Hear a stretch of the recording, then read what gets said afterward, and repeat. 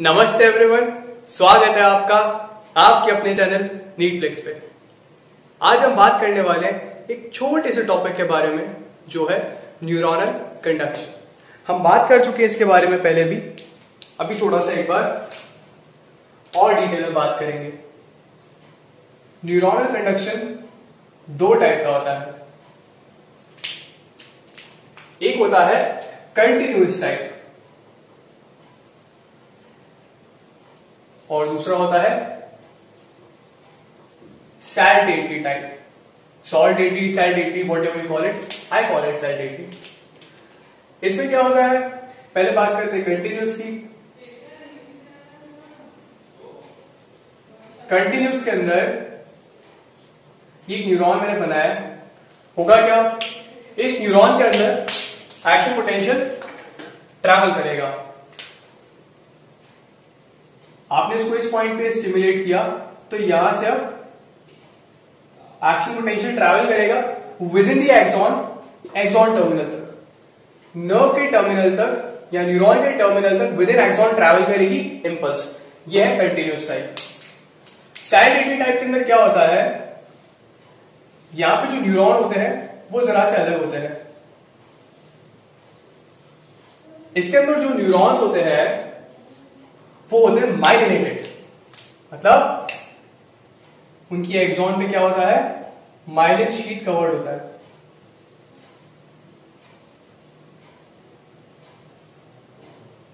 Axon में कुछ portions पे माइलिन शीट कवर होता है और कुछ मेम्ब्रेन जो होता है एक्सॉन का ऐसा होता है जहां पर माइलिन शीट नहीं होता है। उन्हें हम बोलते हैं nodes of Ranvier. We call them nodes of Ranvier. तो इसके अंदर क्या होता है, आप इसको स्टिमुलेट कर देते हो। जब आप स्टिमुलेट करोगे तो ये डीपोलराइज होगा। डीपोलराइज होने के बाद वो वेव एक नोड ऑफ रैनवीर से जंप करके दूसरे नोड पे जाएगी और वहां से तीसरे पे जाएगी। ऐसे करके ये न्यूरॉन के टर्मिनल तक जाके पहुंचेगी। कैसे जाएगी, एक नोड से जंप करके, नोड ऑफ रैनवीर से जंप करके दूसरे नोड पे जाएगी, तीसरे पे जाएगी, ऐसे करके न्यूरॉन के टर्मिनल पे जाके पहुंचेगी। और यही होता है सैल्टेटरी कंडक्शन। इंपॉर्टेंट क्या है, इंपॉर्टेंट है ये जानना कि ये होता है फास्ट। जो कंटिन्यूअस होता है वो होता है स्लो। और दूसरा डिफरेंस इसके बारे में जानने का वो ये है, जो कंटिन्यूअस होता है वो होता है अनमाइलिनेटेड न्यूरॉन्स में। जो सैल्टेटरी होता है वो होता है माइलिनेटेड न्यूरॉन्स में। जो माइलिनेटेड न्यूरॉन्स होते हैं उनमें होता है माइलिन शीट। और माइलिन शीट के बारे में मैं आपको ऑलरेडी बता चुका हूं। माइलिन शीट किससे मिलकर बना होता है, प्रोटीन एंड लिपिड से। लिपिड्स, जैसे ही लिपिड्स आएंगे, लिपिड्स क्या करते हैं, लिपिड्स बिहेव एज इंसुलेटर। तो जहां पर जिस पोर्शन में माइलिन शीट होगा वो पोर्शन नॉन कंडक्टिंग होगा, इंसुलेटर होगा। ओके, अब सैल्टेटरी कंडक्शन फास्ट क्यों होता है, मैं आपको इसको इन डिटेल एक्सप्लेन करने वाला हूं। सबसे पहले इस पोर्शन में बात करेंगे नीचे वाले में कंटिन्यूअस के बारे में। कंटिन्यूअस ट्रांसमिशन न्यूरॉनल कंडक्शन के बारे में हम बार बार बात करते आए हैं। होता क्या है, सबसे पहले ये मेम्ब्रेन है। मेम्ब्रेन क्या होता है, नेगेटिव होता है अंदर की तरफ और बाहर होता है पॉजिटिव, राइट। एक्सॉन का काम क्या होता है कि जो डीपोलराइजेशन का वेव आएगा उसको एक्सॉन हिलेक्स से न्यूरॉन के टर्मिनल तक भेजना है। क्यों भेजना है, क्योंकि न्यूरॉन के टर्मिनल में क्या होते हैं, साइनेप्टिक वेसिकल्स होते हैं जिनके अंदर ये न्यूरोट्रांसमीटर्स होते हैं। तो जैसे ही यहां पे डीपोलराइजेशन का वेव आएगा उसकी वजह से कैल्शियम इन्फ्लक्स होगा। कैल्शियम इन्फ्लक्स होगा वोल्टेज गेटेड कैल्शियम चैनल से, जिसकी वजह से क्या होगा, न्यूरोट्रांसमीटर रिलीज हो जाएगा। ओके, ये हमें पता है। तो मतलब डीपोलराइजेशन का वेव न्यूरॉन के टर्मिनल तक जाना है। कंटिन्यूअस में क्या होता है, जैसे ही आप एक पोर्शन को स्टिमुलेट करते हो, मान लो इस पोर्शन को मैंने स्टिमुलेट किया, तो क्या होगा, यहां पर जो वोल्टेज सोडियम चैनल्स होंगे, not voltage gated, sodium channels होंगे वो ओपन होंगे और सोडियम चैनल्स जो रेस्टिंग मेम्ब्रेन पोटेंशियल था, पहले जो रेस्टिंग मेम्ब्रेन पोटेंशियल था उसको थ्रेशोल्ड पे पहुंचा देंगे। -70 था उसको थोड़ा कम नेगेटिव कर देंगे, -55 पे पहुंचाएंगे। -55 पे आते ही कुछ वोल्टेज गेटेड सोडियम चैनल्स खुलेंगे। क्या खुलेंगे अब की बार? ये है वोल्टेज गेटेड सोडियम चैनल्स, ये है वोल्टेज गेटेड सोडियम चैनल्स। इनके बोलते और सोडियम अंदर आएगा और अल्टीमेटली प्लस 135 मिलीवोल्ट पे पहुंच जाएगा, जिसे हम बोलते हैं डीपोलराइजेशन। ये हम बात कर चुके हैं। इसकी वजह से डीपोलराइजेशन की वजह से क्या होगा, मान लेते हैं इस पोर्शन पे स्टिमुलेट किया था मेम्ब्रेन को, तो अब क्या होगा, पहले अंदर नेगेटिव था, अब क्या होगा, अब अंदर पॉजिटिव होगा, बाहर नेगेटिव होगा। मान लेते सिर्फ इस पोर्शन पे स्टिमुलेट किया है, तो अब क्या होगा, जो सोडियम था यहां पर डीपोलराइजेशन हुआ तो अंदर किसकी वजह से हुआ, बिकॉज सोडियम आया, सोडियम पॉजिटिवली चार्ज था। अब क्या होगा, ये जो सोडियम है ये क्या करेगा, जो नियर बाय मेम्ब्रेन है, हम यहां पर देख लेते हैं इसको आगे। मान लेते हैं ये पोर्शन डीपोलराइज हो गया, यहां पे सोडियम आया, इसकी वजह से डीपोलराइज हुआ। अभी भी जो नियर बाय मेम्ब्रेन है वो क्या है, रेस्टिंग मेम्ब्रेन पोटेंशियल पे। तो सोडियम क्या करता है, sodium because sodium positively charge और नेगेटिव चार्ज है मेम्ब्रेन पे, तो सोडियम मेम्ब्रेन की तरफ अट्रैक्ट होगा, because opposites attract. You can imagine that sodium is just like a boy and negative charge is similar to a girl. So what happens? Boys are attracted to girls, that's why. In the same way, sodium negative charge की तरफ जाएगा, तो ये यहां पर जाएगा तो क्या होगा, नेगेटिव चार्ज है, सोडियम की वजह से यहां पर जो रेस्टिंग मेम्ब्रेन पोटेंशियल था वो किस पे आ जाएगा, थ्रेशोल्ड पे आ जाएगा। थ्रेशोल्ड पे आएगा तो वोल्टेज गेटेड सोडियम खोलेंगे और अल्टीमेटली यहां पे क्या हो जाएगा, डीपोलराइजेशन हो जाएगा। मतलब सोडियम जैसे मूव करेगा नियर बाय मेम्ब्रेन के सेगमेंट पे तो उसे भी डीपोलराइज कर देगा। तो अब क्या होगा, ये पोर्शन अंदर पॉजिटिव बाहर नेगेटिव, ऐसे करके ये डीपोलराइजेशन का वेव ट्रैवल करता है न्यूरॉन के टर्मिनल तक। यहां पे जो सोडियम था वो यहां पर नेगेटिव चार्ज से इंटरेक्ट करेगा और ऐसे करके ये डीपोलराइजेशन का वेव न्यूरॉन के टर्मिनल तक जाता है। यहां पर जाएगा तो हमें पता है वही न्यूरोट्रांसमीटर का रिलीज कराएगा। कहने का मतलब ये है कि जो सोडियम था, सोडियम क्या कर रहा था, अंदर आकर डीपोलराइजेशन कर रहा था और न्यूरोट्रांसमीटर का रिलीज करा रहा है, जैसे डीपोलराइजेशन का वेव न्यूरॉन टर्मिनल पे पहुंच रहा है। अगर सोडियम कभी, मान लेते हैं कि अगर मैंने इस सेगमेंट पे स्टिमुलेट किया और सोडियम अंदर आ गया एक बार, तो अगर सोडियम बिना किसी रुकावट के स्ट्रेट अवे न्यूरॉन टर्मिनल तक पहुंच जाए, क्योंकि हमें अल्टीमेटली डीपोलराइज न्यूरॉन टर्मिनल को करना है, जहां से इंपल्स किसी और न्यूरॉन पे जाएगा या फिर केमिकल रिलीज होगा। हमें पता है साइनेप्स दो टाइप का था, इलेक्ट्रिकल एंड केमिकल। तो अगर ऐसा हम कुछ कर सकें कि सोडियम यहां से एक बार आने के बाद सारे सोडियम के आयंस सीधे न्यूरॉन के टर्मिनल पे पहुंच जाए, तो कंडक्शन कितना फास्ट हो जाएगा। एग्जैक्टली कंटिन्यूस में क्या होता है, क्योंकि पूरी मेम्ब्रेन पे नेगेटिव चार्ज होता है, तो सोडियम बार बार नेगेटिव चार्ज से अट्रैक्ट होता है और बीच में उसे डायवर्जन मिलता है। आई टोल्ड यू, इनका आप एनालॉजी कैसे देख सकते हो, गर्ल्स एंड बॉयज, जो माइलिनेटेड न्यूरॉन्स होते हैं वहां पे होता है माइलिन शीथ। अब ये माइलिन शीथ क्या होता है, बड़ा इंटरेस्टिंग कर देता है सिनेरियो को। कैसे, ये श्वान सेल्स है जिन्होंने इसे माइलिनेट किया, होगा क्या, सेल कंडक्शन के अंदर मान लो इस सेगमेंट को स्टिमुलेट किया, जब आपने स्टिमुलेट किया तो अंदर क्या हुआ,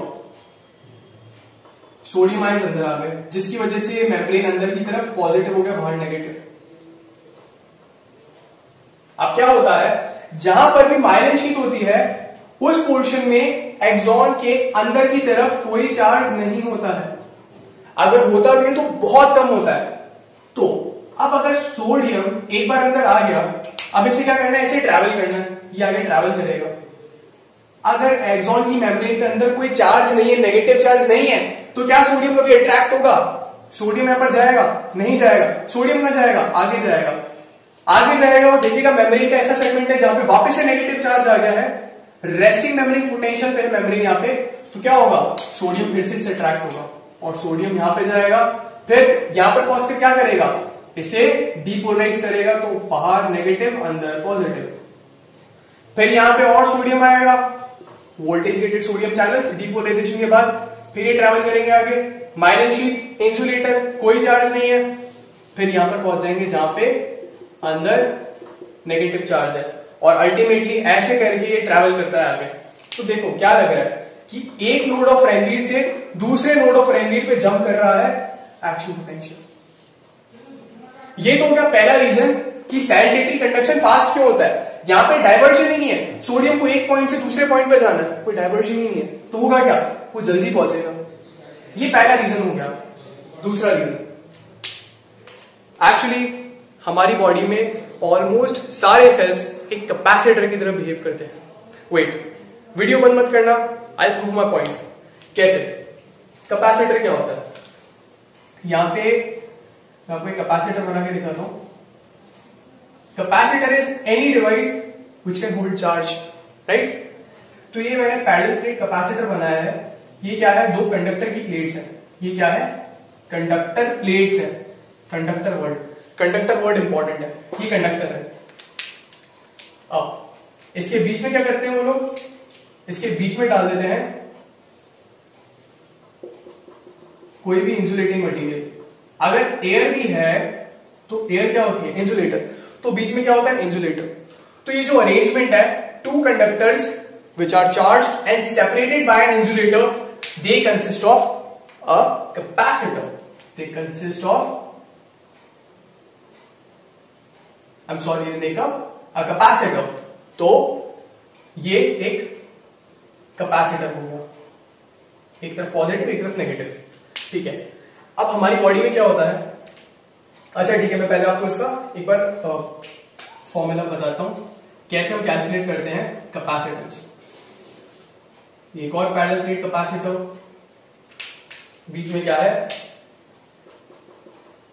इंसुलेटिंग मटेरियल है, ये बीच में इसके इंसुलेटिंग मटेरियल हो गया, एंड बाहर क्या है, फायर्स, पोटेंशियल डिफरेंस के लिए। इस प्लेट का एरिया होगा ए, और इन दो प्लेट्स के बीच में जो डिस्टेंस है वो मैं मान लेता हूं है डी। तो कैपेसिटेंस क्या होगी, कैपेसिटेंस होगी epsilon not a upon D, epsilon not a upon D, ये हो गया कैपेसिटेंस इस सिस्टम का। अब हमारी बॉडी में सेल्स की बात करते हैं। हमारी बॉडी में मान लेते हैं ये एक सेल है, ये सेल का क्या है, सेल मेम्ब्रेन, प्लाज्मा मेम्ब्रेन, अंदर क्या है, न्यूक्लियस है। यहां पर होता है आईसीएफ सेल के अंदर, बाहर होता है ईसीएफ। ईसीएफ और ICF intra cellular fluid, extra cellular fluid, दोनों के अंदर आयंस होते हैं। आयंस होंगे दोनों के अंदर, तो क्या मैं कह सकता हूं दोनों इलेक्ट्रोलाइट्स हैं? अगर दोनों ही इलेक्ट्रोलाइट्स हैं तो क्या दोनों कंडक्टर हैं? जी हां, दोनों कंडक्टर हैं। अब ध्यान से देखो, जो मेम्ब्रेन है, प्लाज्मा मेम्ब्रेन है, ये क्या है, ये किसकी मिलकर बनी है,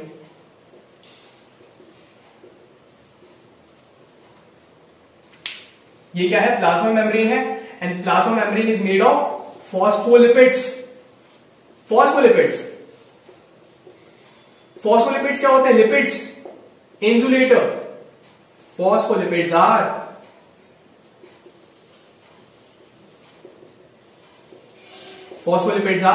इंसुलेटर। तो यहां पर भी क्या है, दो कंडक्टर्स सेपरेटेड बाय इंसुलेटर। क्या था बाहर मान लेते हैं क्या है, ईसीएफ है, और अंदर क्या है, आईसीएफ है। हमें पता है अंदर सेल के नेगेटिव चार्ज होता है, बाहर पॉजिटिव चार्ज होता है। तो क्या ये अरेंजमेंट एक कैपेसिटर का अरेंजमेंट नहीं हो गया? यस, एग्जैक्टली इसी वजह से हमारी बॉडी के सारे सेल्स कैपेसिटर होते हैं, सारे सेल्स। अब जब आप माइलिनेट करते हो तो क्या होता है, जब आप माइलिनेट करोगे कैपेसिटेंस चेंज होगा। मान लो कि ये क्या है, सेल का, ओके यहीं पे डेमोन्स्ट्रेट कर देता हूं। ये मेम्ब्रेन है, सेल मेम्ब्रेन है। यहां पर क्या था, बाहर पॉजिटिव चार्ज है, अंदर नेगेटिव चार्ज है। अब मैंने क्या किया, इसे माइलिनेट कर दिया। इस पोर्शन में मैंने इसको माइलिनेट कर दिया। जब मैं इसको माइलिनेट कर रहा हूं तो पॉजिटिव चार्ज कहां रहेगा, पहले यहां पर था। अब जो डिस्टेंस था चार्जेस के बीच में, क्या वो बढ़ नहीं जाएगा? ये जो डिस्टेंस था दो कंडक्टर्स के बीच में, दो कंडक्टर के बीच में वो डिस्टेंस था डी, वो अब बढ़ गया है। और फॉर्मूला के अकॉर्डिंग, इस फॉर्मूला से हमने देखा था, अगर D को बढ़ाओगे मतलब दो कंडक्टर्स के बीच में अगर डिस्टेंस बढ़ेगा तो कैपेसिटेंस कम होगा। That's the key thing. अगर डिस्टेंस बढ़ेगा तो कैपेसिटेंस कम होगा। और कैपेसिटेंस क्या होती है? Capacitance is charge holding capacity. कोई भी मटेरियल अगर कैपेसिटर है, वो कितना चार्ज स्टोर कर सकता है, होल्ड कर सकता है, उसे हम उसकी कैपेसिटेंस बोलते हैं। तभी नाम है कैपेसिटेंस, कैपेसिटी। तो अगर कैपेसिटेंस कम तो चार्ज होल्डिंग कैपेसिटी भी कम। कैसे? इसे भी देख सकते हैं फॉर्मूला से। फॉर्मूला था C is equals to Q by V। For the same potential difference, अगर हम बोले पोटेंशियल डिफरेंस सेम है मतलब V वोल्टेज कांस्टेंट है, तो C is directly proportional to Q। मतलब जो चार्ज है प्लेट्स पे उसके डायरेक्टली प्रोपोर्शनल है कैपेसिटेंस। दूसरे वर्ड्स में कहूं, अगर आप कैपेसिटेंस कम करोगे तो चार्ज भी कम हो जाएगा। यही होता है, चार्ज कम हो जाएगा। तो मतलब मेम्ब्रेन का जो ये वाला साइड है, अगर माइलिनेट करोगे तो यहाँ पे चार्ज होल्डिंग कैपेसिटी कम होगी, तो यहाँ पे चार्जेस नहीं होंगे। और अगर चार्जेस नहीं होंगे तो सोडियम कभी अट्रैक्ट होगा क्या? नहीं होगा। वो स्ट्रेट अवे वहीं पर जाएगा जहां पर चार्जेस होंगे और उस पोर्शन को डीपोलराइज करेगा और ऐसे कर करके वो आगे जाएगा। That's saltatory conduction. और इसके लिए वो इतना फास्ट होता है। माइलिनेशन से क्या होता है? माइलिनेशन से मेम्ब्रेन का कैपेसिटेंस कम होता है। कैपेसिटेंस कम होता है तो चार्ज होल्डिंग कैपेसिटी कम होती है। चार्ज होल्डिंग कैपेसिटी कम होगी तो नो डिस्ट्रैक्शन या no attraction for sodium. Simple सा कंसेप्ट है, इसलिए सैल्टेटरी कंडक्शन सुपर फास्ट होता है। Okay, so I hope you like it. That's all for today. Thank you.